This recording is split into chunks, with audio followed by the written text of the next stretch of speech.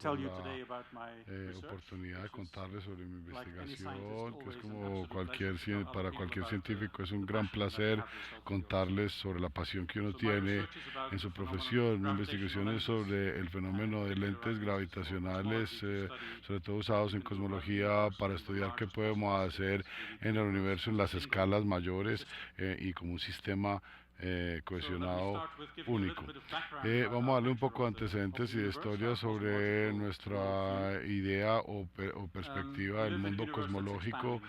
Vivimos en un mundo en expansión, cada vez más y más y más grande todos los días. No la Tierra, sino a una escala mucho más grande se está expandiendo y hemos sabido esto por unos 100 años ya. De manera que nuestra perspectiva del mundo es una perspectiva realmente reciente, históricamente hablando. Empezamos en un mundo muy denso, un universo denso, lo que llamamos el Big Bang hace 30.000 millones de años, hace 30.000 millones de años, que es una de 3 veces cuando se formó la Tierra. La Tierra como cuerpo solo ha experimentado una tercera parte de la vida del universo cuando se empezó a formar hace unos 5.000 millones de años.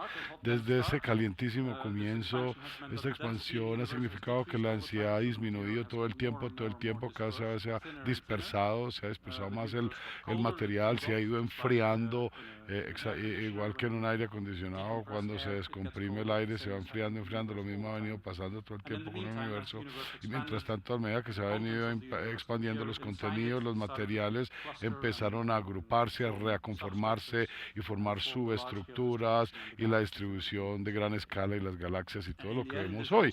Y al final toda esta historia terminó con las estrellas, con planetas alrededor y particularmente esta estrella y este planeta con nosotros, estas personas que están tratando de entender este mundo. Es increíble que el mundo pueda crear criaturas que puedan tratar de entenderse a sí mismo, que el universo se entienda a través de estas criaturas. Es maravilloso ser parte de todo esto. Muy bien, la pregunta que estamos tratando de responder en astronomía, en cosmología, es cuando vemos todos estos cuerpos en el cielo, ¿por qué vemos lo que vemos? ¿Por qué vemos estrellas? ¿Por qué galaxias? ¿Por qué esos grandes espacios entre galaxias? ¿Y por qué se mueven como se mueven las galaxias? Etcétera, etcétera.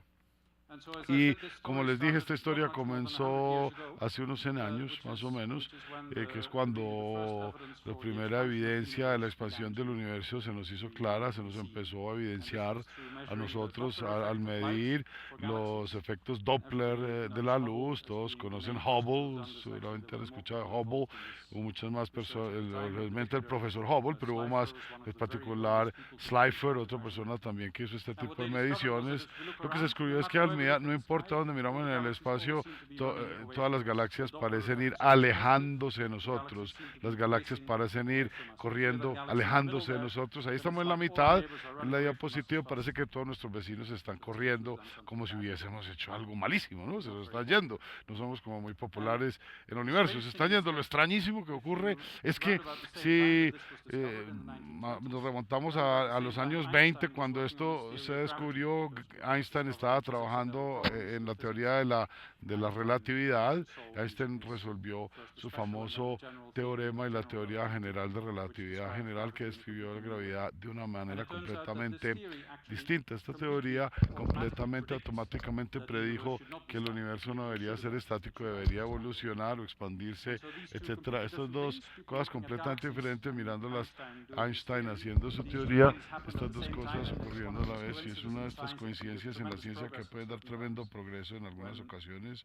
cuando cambiamos de cambiar un universo de pronto estático a vivir un universo que para nosotros ya era vivo, dinámico, vibrante, evolucionante y cambiante en el tiempo. Y de hecho, mi compatriota belga Lemaitre fue uno de los primeros que armó estos argumentos o modelos cosmológicos que casaron las observaciones de otrora con la teoría de Einstein. Bien, vamos a mostrarles cómo esta medición de Hubble funciona. Hay que medir para varias galaxias, hay que medir las distancias y la velocidad a la que se alejan de nosotros. Entonces hay que medir distancias y velocidades. Las velocidades se puede hacer con el efecto Doppler, que es el efecto que ustedes saben si usted va a una carrera de Fórmula 1. Cuando viene una Fórmula 1, empieza cuando es muy alta, cuando se va acercando y cuando se va yendo es más bajo. Es lo mismo en la luz, es el efecto Doppler de la luz.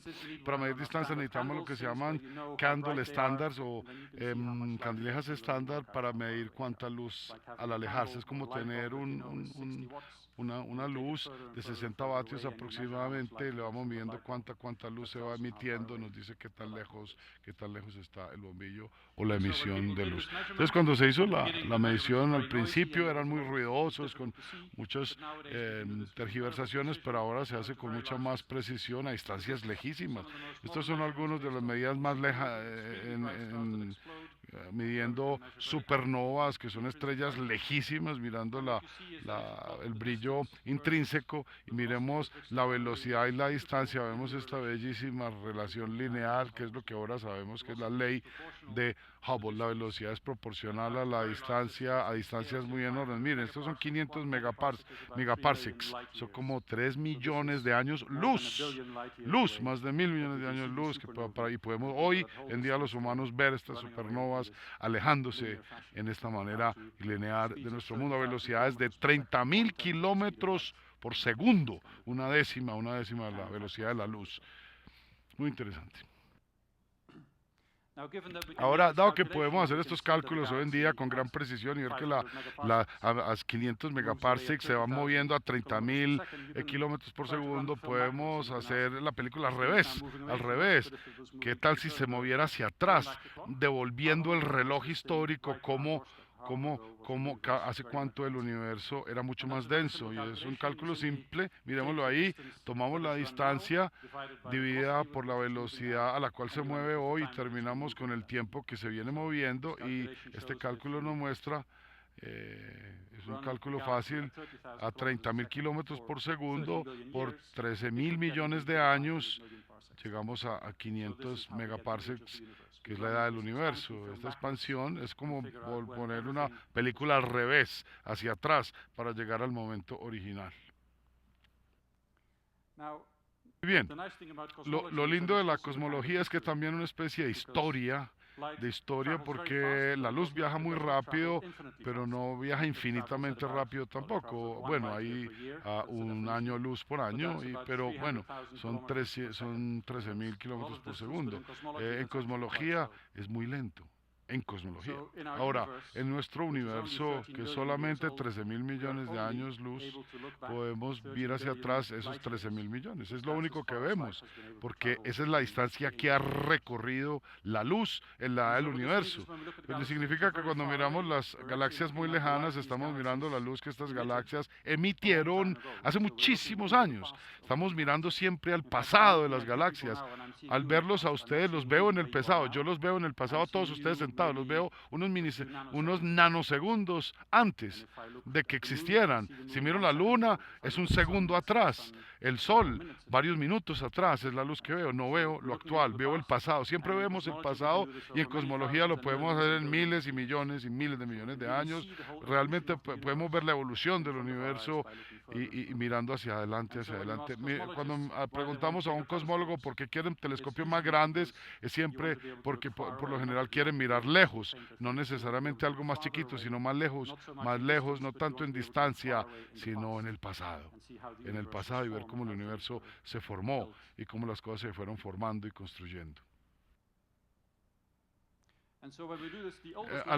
La luz más antigua que vemos es lo que se llama el Cosmic Background Radiation en inglés, la CBR, que quiere decir radiación de fondo cósmico. Paréntesis de traducción, era cuando era 1000 veces más chiquito el universo. Tú eras 1000 veces más chiquito de lo que es ahora y más cercano a 300 millones de años antes, 300.000 millones de años antes del Big Bang. Este es un satélite que se llama WMAP, que los europeos han hecho uno mejor. Este es el americano. Los europeos acaban de hacer uno mejor.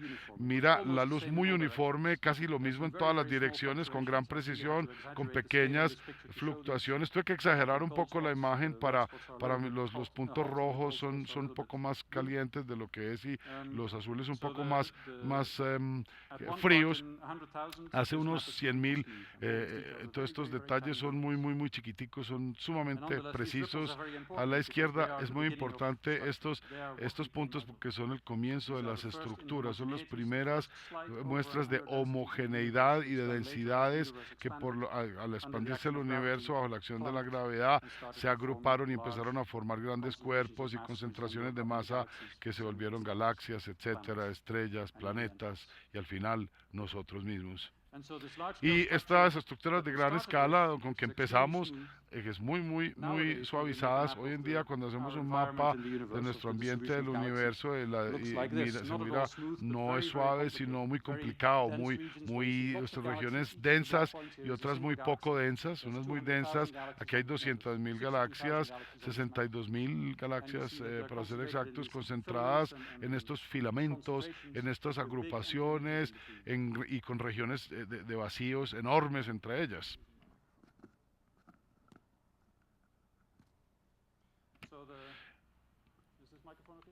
No, el micrófono lo tienen que poner mejor porque se le ha alejado la boquilla de la boca al profesor. Voy a poner un microporo, queda mucho más seguro.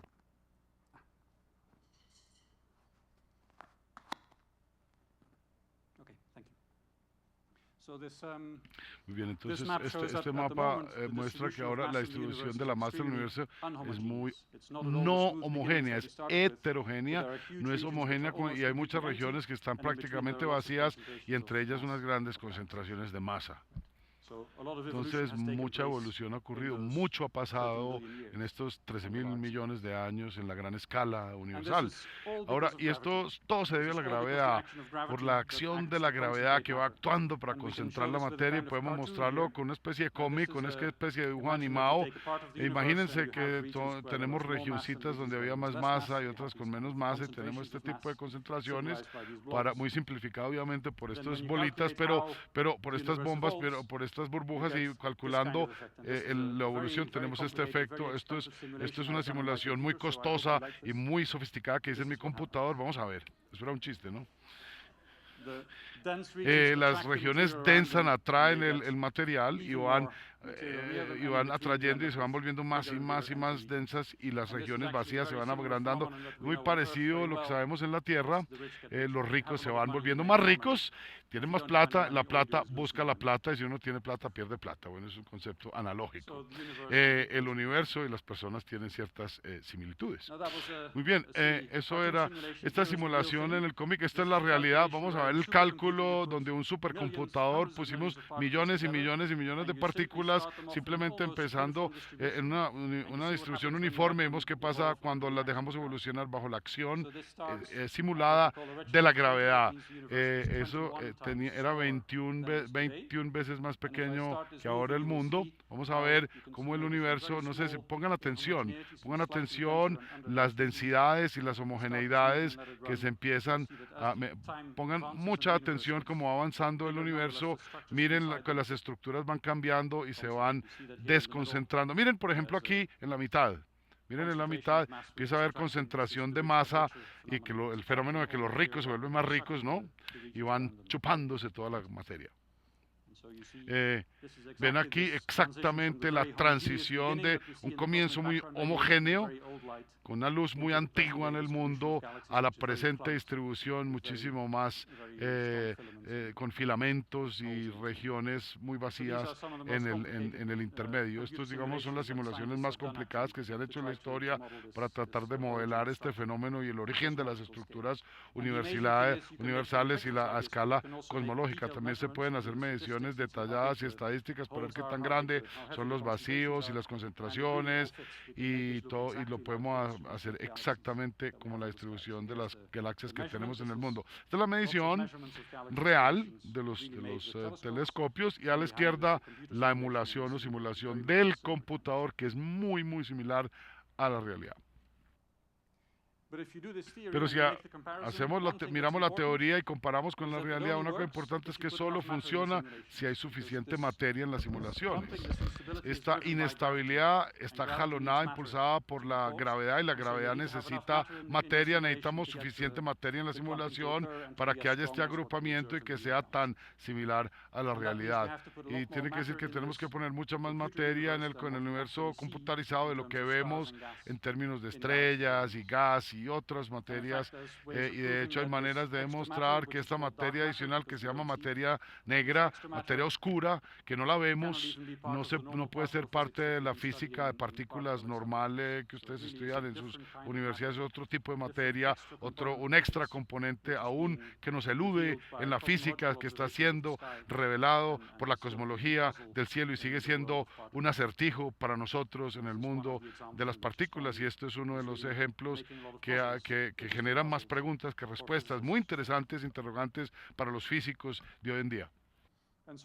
La manera que tenemos que pensar en las galaxias, esta es una galaxia bellísima, bellísima, con un telescopio.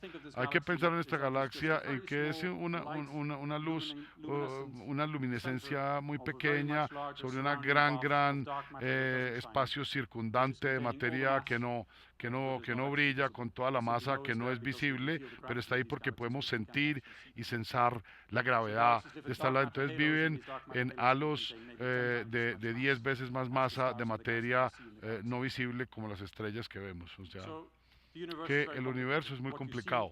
Lo que vemos no es necesariamente lo que hay.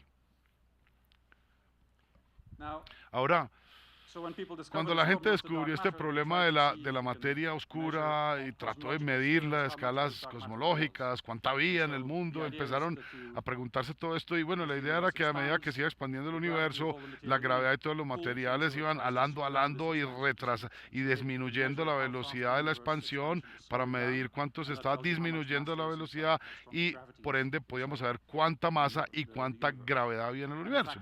De hecho, ahí sí hay la expansión del universo va a parar y supuestamente va a colapsar. Es una pregunta interesante. En un futuro muy distante, de miles de millones de años adelante, es algo que uno debería querer saber, ¿no? Y si podemos medir el retraso o la desaceleración del universo, podemos saber la cantidad de materia. Y me sorprende que los astrónomos hicieron con precisión la medición, y los físicos que hicieron. Parece que no hay desaceleración, de hecho hay aceleración. Parece imposible, ¿no? ¿Por qué será? Entonces, estas son mediciones de supernovas. No les voy a aburrir con todos los detalles, pero hay diferentes curvas en la línea a la derecha que muestran, aquí hay la expectativa del universo de desaceleración, y arriba parece que sí hay expansión y hay aceleración, así como si hubiese algo empujando en lugar de atrayendo y expandiendo el universo otra vez. Y es muy importante que en el 2011 se ganó el Nobel Prize el físico que hizo este descubrimiento, para los curiosos que quieran seguir investigando. Entonces, el gran misterio que los astrónomos le han dado a los físicos es que tenemos este modelo maravilloso del cosmos, podemos explicar la formación de la estructura, explicar cómo se expandió el universo y todo eso, y lo único que hacemos para eso es que jugamos con dos haces. 23% de materia oscura que no sabemos dónde está, solo sabemos que no sabemos, y 72% de energía oscura, más misteriosa todavía, y es lo que causa esta aceleración misteriosa. Podemos describir esto con gran precisión en términos del modelo de cosmología, pero no lo entendemos que hay en que hay en la energía, oscura. Realmente debe ser algún tipo de partícula nueva que todavía no la entendemos muy bien. Este diagrama se llama como la pizza que nadie pidió, la pizza que nadie pidió. Eh, Curiosamente se llama así. Y eso es lo que vimos, la pizza que nadie pidió. El universo, lo que se llaman los átomos, es solo 4% de la densidad. Lo que nosotros conocemos y entendemos, solo 4%. Y eso es lo que estudiamos. No entendemos 95% del universo. ¿Cómo les parece? Y hay un término técnico para esto que espero que el español sea suficientemente bueno: una lección de humildad. Una lección de humildad. Podemos ser físicos y uno se vanagloria con grandes descubrimientos, pero realmente conocemos muy poquito. Muy bien, lo que necesitamos son mediciones mejores para si uno encuentra un acertijo, hay que ir al universo y ver qué podemos medir, a ver qué discernimos, qué entendemos. Entonces lo que queremos saber es qué, más sobre la expansión, cómo ocurrió, cuándo empezó a acelerarse y cuándo y si la aceleración se está haciendo más rápida aún, y si siempre ha estado acelerándose o cuáles han sido las fluctuaciones. Queremos saber cómo se distribuye la materia oscura, si está homogénea, si está llenando en regiones aparentemente vacías. Queremos saber cómo estas estructuras de gran escala se han formado en detalle. Queremos saber también hoy usar nuestra historia, nuestra observación cosmológica viendo al pasado en el tiempo para responder todas estas preguntas. Y hay muchas técnicas que podemos usar, y hay muchos cosmólogos trabajándole duro a esto, tratando de hacer estas cosas. Uno de los más prometedores es uno del que voy a hablar ahorita el resto de la tarde, que es el fenómeno de los lentes gravitacionales o medición con lentes gravitacionales. Empecemos entonces con la materia que nos trae hoy. ¿Qué son los lentes gravitacionales? Otro efecto predicho por Einstein, es que los rayos son doblados por masas cercanas, como un avión o una bola de fútbol. O sea, sienten la gravedad y la luz se dobla. Si tenemos un rayo de luz que pasa la masa, no va derechito, o sea, hay una deflexión por la fuerza de la gravedad. Muy interesante, hay un cálculo que yo he estado enseñándolo a muchos estudiantes aquí, que ya algunos de ustedes ahí sentados saben el cálculo, para decirnos qué tan rápido va la fluctuación. Muy bien. Los lentes gravitacionales es algo de óptica, se toman rayos de luz y se hacen mover. La óptica es algo que tenemos por doquier todo el tiempo en la vida humana. Obviamente las gafas, los lentes son muy útiles. Es una copa de vino, si uno mira las imágenes detrás distorsionadas, no sé si han visto, pues y si llevan tanto tiempo en lentes gravitacionales, uno desarrolla como una obsesión y uno siempre está mirando los vídeos o los lentes buscando analogías del cosmos. Mi familia me encuentra súper curioso esto y súper gracioso, pero bueno, los fatamorganos son ejemplos de lentes ópticos. Debemos estar acostumbrados a la idea, simplemente porque vemos algo en la luz no significa que esa es la forma que es. Realmente la luz tergiversa, la luz puede doblarse, puede venir de diferentes ángulos desde donde se originó, y todos estos fenómenos del doblado de la luz es algo sorprendente. Algunas veces podemos tener múltiples imágenes o la misma imagen, como en una fotomorgana, por ejemplo, ahí, que es el efecto de un espejismo, paréntesis de traducción en la pantalla, y nos puede mostrar qué tan fuerte es la gravedad dependiendo de cuánto se dobla la luz. Es importante cosmología porque es una manera de medir la gravedad, por lo tanto es una manera de medir las masas de objetos que hay en el mundo, y una manera, por lo tanto, de tratar de contestar estas grandes preguntas cosmológicas que mencioné al principio. Entonces, en imágenes vamos a explicar un lente gravitacional.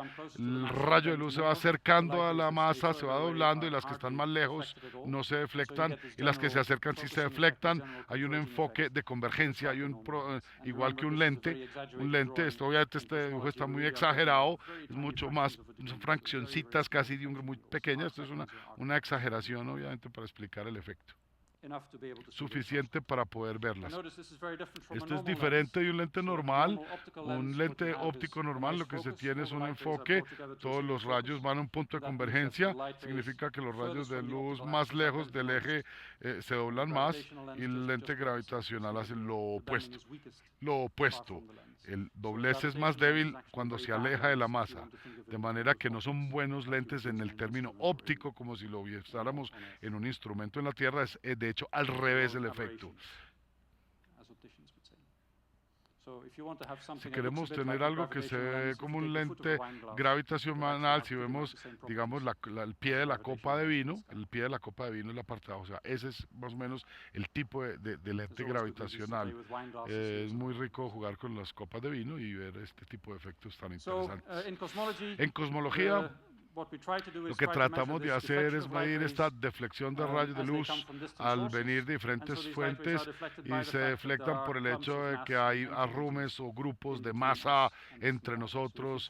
Si hacemos un seguimiento del volumen del universo, encontramos que no va en una línea recta, sino que va deflectándose y nos va dibujando dónde están las masas. Las galaxias que vemos en el espacio están en puntos diferentes de donde realmente están, debido a este efecto. De hecho, por este efecto son diferentes los lugares de donde están. ¿Cómo medimos el efecto? No podemos ver el ángulo de deflexión porque no podemos quitar el ángulo, pero sí podemos discernir dónde se hizo la deflexión por el cambio de la deflexión en el tiempo. Voy a demostrarles cómo se hace. Supongamos que tenemos esta galaxia y está deflectando por la misma cantidad, todas las mismas por algún efecto del lente gravitacional. Lo que pasa es que la galaxia se está moviendo en el espacio, en el cielo, pero eso no me dice nada porque no sé dónde estaba originalmente. Entonces no puedo medir esta deflexión. Sin embargo,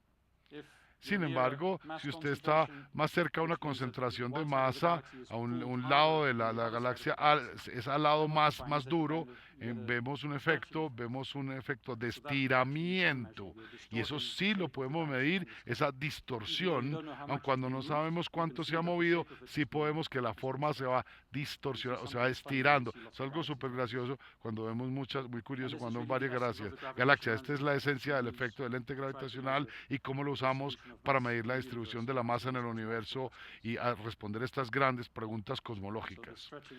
Entonces, el estiramiento lo llamamos en inglés shear, para los que quieran seguir el término en inglés. El Old Wavy Glass, estos son esos vidrios antiguos que tienen como una tenue filtro. Usted puede decir, estoy mirando por un vidrio perfecto, o han visto este tipo de vidrios sobre todo en edificios antiguos, o usted puede haberlos puesto, obviamente se ve como edificios que veía y hay algo malo con la ventana, la ventana está mal. ¿Qué está mal, el vidrio o la ventana? En cosmología uno dice, no, la ventana es la que está mala. No, el vidrio es el que está distorsionando nuestra perspectiva, que está, digamos, tergiversando un poco la imagen de la realidad. ¿Qué pasa cuando miramos por este lente gravitacional? Miremos los rayos de luz que obtenemos. Cuando tenemos un lente, estamos a la izquierda, este es mi ojo, aquí hay una estrella lejana muy brillante y hay un objeto masivo a medio camino de nosotros. Muy bien, nosotros a la izquierda. Lo que vemos son rayos de luz deflectados por el campo gravitacional de este lente o esta masa en el medio del universo, y se va acercando y deflectando y se le envía a otra galaxia que no la logramos ver porque no nos llegó. Esa línea punteada no estaba destinada a llegarnos a la Tierra y nunca la vimos porque se deflectó. Entonces uno piensa que la galaxia es otra cosa de lo que es. Creemos que está en otro lugar, que se movió en el cielo y realmente no está donde creemos que está. Miren la deflexión en la línea punteada en la parte de arriba. En la práctica, si pensamos en qué es lo que está pasando, empuja las imágenes, las tergiversa la posición cuando se fuerza a hacer se va alejando a los lados del lente, de alguna manera alejando los objetos. Y ese es el objeto de distorsión que estamos tratando de hallar. Al empujar también podemos ver unos cambios de forma que son bien interesantes. Esto puede ser una manera muy técnica de medirlo, de empujar y apretar, empujar y apretar. Este es el tipo de patrón de empujar y apretar, presionar y apretar para alinearlas en arcos, en objetos masivos. Si podemos medir las tendencias, podemos medir qué tan planas son las galaxias y nos dice qué tan fuerte o qué tan masa hay en el lente y por lo tanto podemos medir la masa del universo. Este es un ejemplo para hacer las mediciones. Supongamos que el universo fuera una página cuadriculada perfecta para medir. Cuando ponemos un lente de izquierda a derecha se va fortaleciendo y fortaleciendo el lente y vemos el efecto de distorsión. Y si ponen una copa de vino en la mesa y la miran con detenimiento van a ver el mismo efecto. Vemos un universo lleno de efectos, de galaxias y de fuentes, y así es como es más en realidad, y lo que obtenemos no es un papel cuadriculado perfecto, sino esto más desparramado, un poco más difícil a la derecha. Cuando es fuerte el lente gravitacional, hay distorsiones de las cosas más cercas del centro gravitacional o del centro masivo. De hecho, las galaxias vienen en todo tipo de formas que nos hacen más difícil aún medir. De hecho, aquí podemos ver,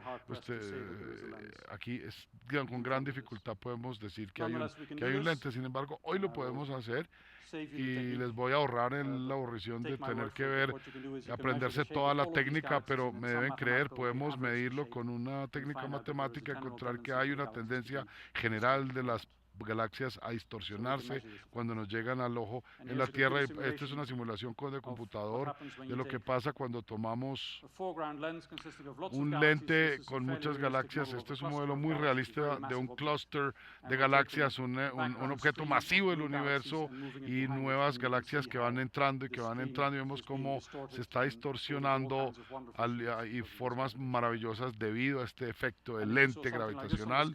Si ustedes ven algo en el cielo así, saben que algo masivo está pasando. Eso no es normal. Claramente es una manera de mirar, de detectar lentes gravitacionales en el universo. Esto fue una simulación real. Esto es un clúster real. Aquí tenemos muchas galaxias juntas en un espacio muy pequeño con mucha masa, muy fuerte, el campo gravitacional, un efecto de lente muy fuerte. Espero que alcancen a verlos de atrás, muchos arquitos muy tenues, muy ligeritos. Eso es lo que les mostré ahorita en la simulación. Es el lente gravitacional doblando la luz. Ahí lo ven en los arquitos muy tenues a raíz de la concentración de los materiales. Estos son los lentes más lindos del mundo. Unas fotos maravillosas. Hoy en el mundo tenemos muchas fotos como esta.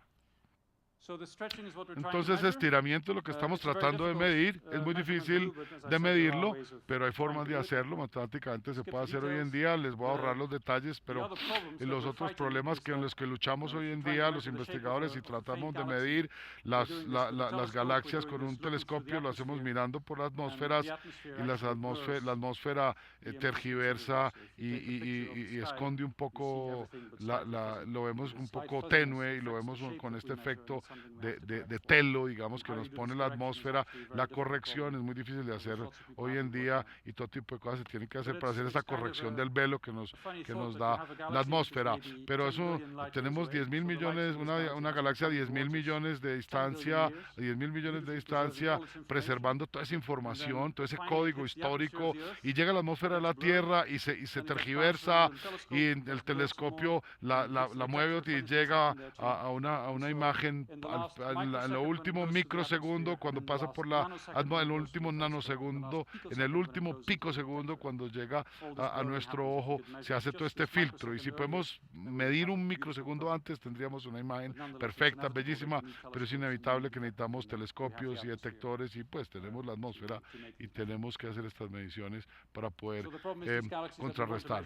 Queremos medir este efecto muy fuerte de tergiversación. En la cosmología usamos este efecto de lente para hacer muchas cosas, para medir las masas de galaxias y clústeres, midiendo este alineamiento tangencial, que es toda una industria, es toda una profesión.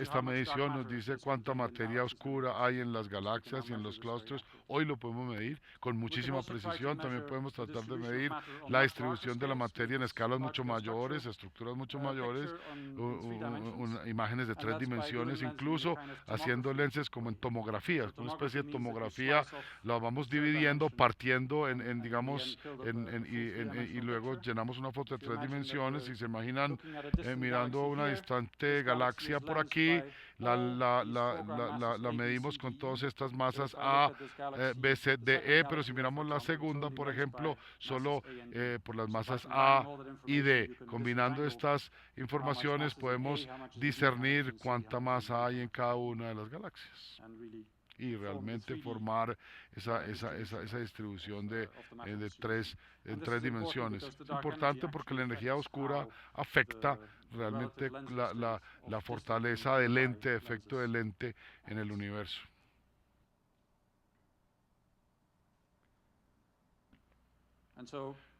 Por lo tanto, siempre estamos presionando para mejorar las mediciones, luchando mucho para encontrar formas de hacer mediciones más precisas de las formas, mejores telescopios, mejores técnicas, mejores instrumentos, muchos más datos, más procesamiento, para poder promediar la información de muchas galaxias y tener más precisión. Y también necesitamos tener buena apreciación de las distancias y tener muy buena medición de las distancias para poder hacer estas tomografías. Entonces, uno de los proyectos que yo lidero, he usado un telescopio en Chile que se llama el VST, en Paranal, en Chile, por el Observatorio Europeo. Construimos para ese telescopio una cámara especial que toma imágenes muy precisas de grandes partes del espacio y puede medir muchas galaxias y hacer estas misiones en ESO en Chile. Viene operando 2 años ya, es una gran colaboración internacional de muchos países europeos. Se llama el Pittsburgh Project, que significa que hacemos unos 1000. Esta cámara se llama Omega Cam, es masiva, son 300 millones millones de píxeles, hagan de cuenta, millones de iPhones. Seguramente en algún momento los iPhones van a ser tan poderosos, pero todavía no. 300 millones de píxeles, tiene todo tipo de aparatos para enfocarlo, tiene un enfoque muy plano con unas imágenes muy buenas. La montaña es uno de los sitios mejores del mundo, de la Tierra, para hacer observaciones, muy estable, tiene una atmósfera muy limpia, podemos generar imágenes muy buenas. Ahí en Chile. Mucho trabajo, ahí está el equipo, hay técnicas criogénicas de detección, de sensores, de criomecánica, con equipos muy grandes de ingenieros y un instrumento para llevarlo a la montaña es como ir a la Meca más o menos. Es increíble estar en estos sitios desde el punto de vista ingenieril, es increíble. Este es Cerro Paranal en el desierto de Antofagasta en Chile, muy lindo. Ahí ven esas 4 domos, son telescopios de 8 metros cada uno. El quinto más chiquito por allá atrás, lo alcanzan a ver, es un domo con nuestro telescopio, el VST, que es más sofisticado. Es más chiquito, pero es mucho más sofisticado y tiene un campo de vista mucho más amplio, con unas áreas más grandes. Los otros son un poco más dirigidos y cubren unas áreas mucho más pequeñas del universo. Y lo hay. Otra foto bellísima, es muy linda, les quise mostrar estas fotos que me gustan mucho. Este es el VLT, tiene una historia también interesante.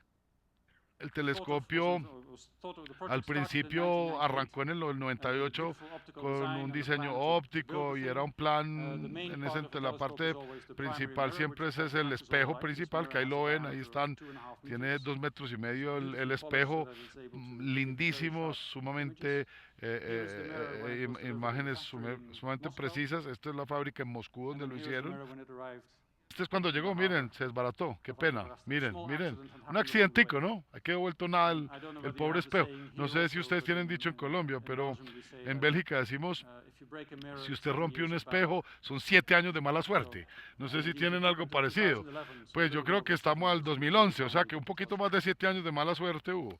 Y hubo muchos años antes de poder hacerlo, pero bueno, aquí finalmente lo terminaron, ahí está funcionando finalmente en el Cerro Paraná, y hoy podemos tomar bellísimas fotos de grandes partes del universo.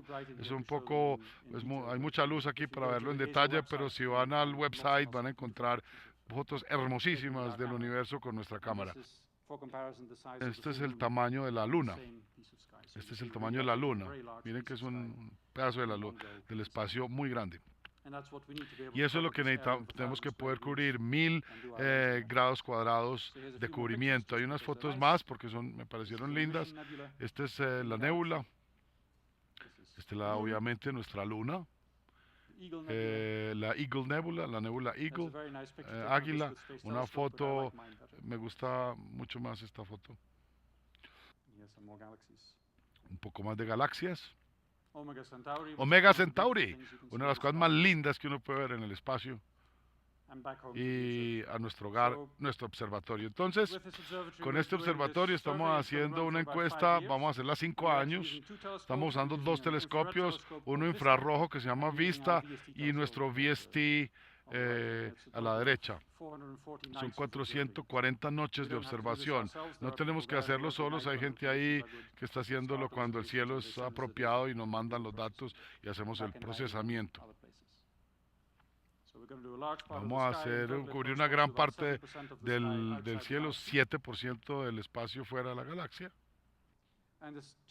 Y esto genera muchos datos, hay que tener mucho cuidado cuando hay muchos datos, porque si uno no tiene cuidado, uno está en problemas serios, como lo pretende mostrar la imagen.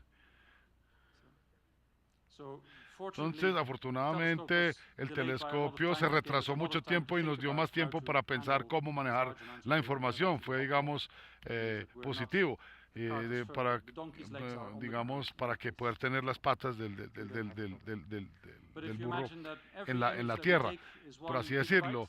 La imagen que tomamos es un gigabyte, como un DVD o una cuarta parte de un DVD. Para cada cuarta parte necesitamos 9 imágenes de diferentes colores para poder medir todos los colores. Entonces necesitamos unos 1500 imágenes como estas para tener una encuesta, ¿verdad? Que es una gran cantidad de datos.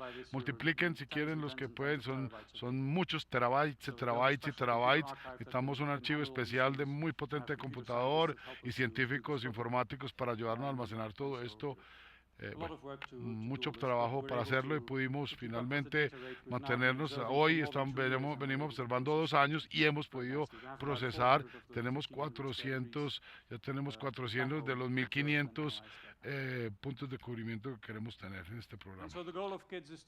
La meta de Kids de este programa es tener el mapa multicolor más grande del espacio, del universo, del firmamento, y que nos lleve a la historia más de 8.000 millones de años. El universo tiene 13.000 y queremos ir a 8.000 millones de años. Y esa es nuestra meta y la parte interesante de la historia, porque fue cuando empezó a ser importante la materia oscura y cuando empezó a haber una gran aceleración. Entonces, muy interesante vamos a hacer formas muy precisas de las galaxias y vamos a mapear, hacer mapas de la distribución de la materia y de su crecimiento en todo este periodo histórico tan interesante.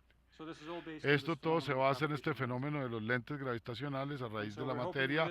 Esperamos aprender mucho más sobre la física y energía oscura, estudiando cómo se distribuye y cómo se ha expandido en la historia.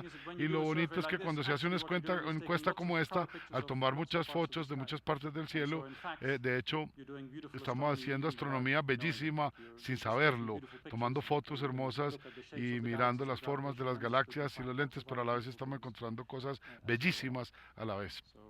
Muy bien, no somos los únicos que lo están haciendo en el mundo. Hay varios otros telescopios construidos para experimentos similares. Hay en Hawái, hay 4 que se llaman los Pan-STARRS, juntos cubren un área muy grande.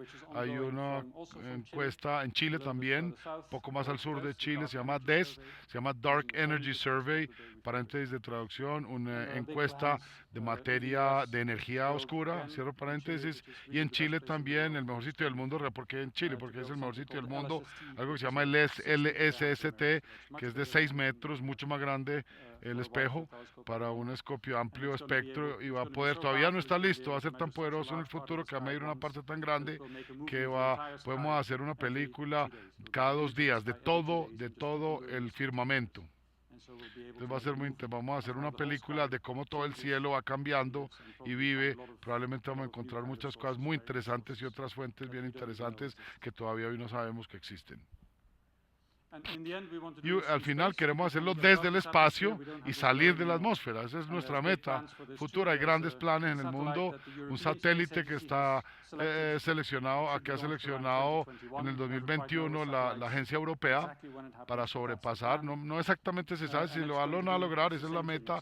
Es una cámara de amplio espectro con muchos píxeles, pero fuera de la atmósfera, arriba de la atmósfera, van a poder medir con muchísima más precisión imágenes mucho más exactas.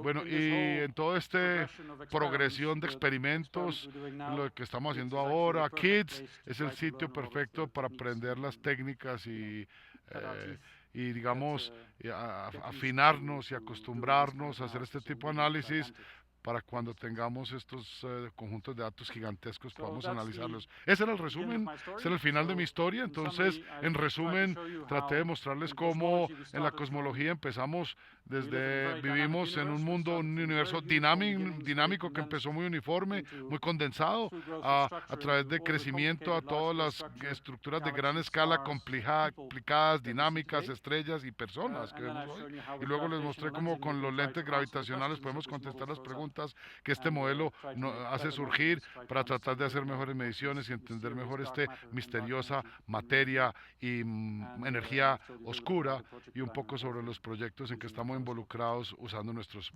telescopios. Con eso, muchísimas gracias a todos por su atención. Si hay alguna pregunta, con muchísimo gusto la contestamos. Si el profesor habla perfectamente bien español, le pueden hablar en español.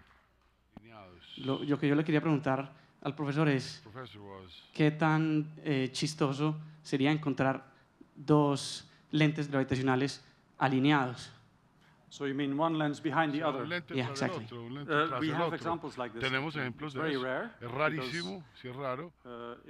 Si piensas en quasars distantes, 1% de los quasares están alineados, 1% y 1%. Son pares o duplas. Muy interesante, de hecho, porque lo que usted menciona, porque la segunda fuente es tanto la fuente para el primero y un lente para el anterior, de manera que es más complicado de medir. Es más complicado de medir, ¿no? Y unas rutas muy extrañas, pero existen y son súper interesantes. En algunos casos, las lentes gravitacionales han podido ser usadas incluso como telescopios naturales. ¿Dónde está el objeto más lejano que nosotros pudimos observar ya usando lentes gravitacionales y qué tipo de objeto era ese? Este efecto se llama el telescopio gravitacional, utilizando el hecho, como tú dices, de que hay telescopios en el cielo que podemos combinar con los de la Tierra, con los humanos. Ahora, esto se expresa en términos de lo que se llama el viraje rojo, el redshift, que cuando se emitió la luz de hoy, y es un redshift, un cambio rojo de 10, más o menos de 10. La luz se emitió cuando el universo era 10 u 11 veces más pequeño que ahora, a unos 10.000 años después del Big Bang. Se hace mirando partes del cielo donde sabemos que hay un gran lente gravitacional. Hay unas magnificaciones de unas 33 o 35 veces, de totalmente invisible a meramente detectables. Kun, pedirte que hables de algo y una pregunta. Primero, para ver si por favor nos hablas de estos efectos en donde hay varias imágenes y hay variación en la luz, entonces hay diferencia de tiempo. Y la pregunta es si se ha estudiado con interferometría, digamos, la estructura de las imágenes, de estas imágenes distorsionadas por lentes gravitacionales.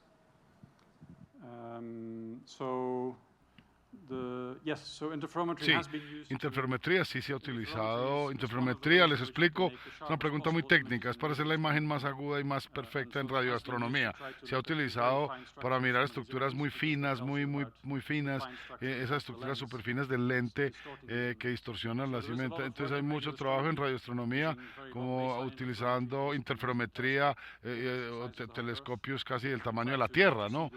Amplificándolo para ver estas estructuras finísimas. Y la La primera pregunta, se me olvidó cuál fue tu primera pregunta. Que hablara de los... Sí, voy a tratar de hacerlo con mis manos, a ver si lo logro. Si se imaginan que tienen, bueno, un cuásar muy brillante, con gran fuente de luz a una gran distancia, y la luz se va doblando por un lente gravitacional. Si el lente gravitacional dobla la luz en dos direcciones, con imágenes similares, una a un lado a la otra, quiere decir que esa luz podría, una puede ser más larga que la otra. Significa que si hay un flash en el cuásar, estos flashes van a viajar por esta ruta de luz y una imagen va a brillar primero, luego la segunda después y así.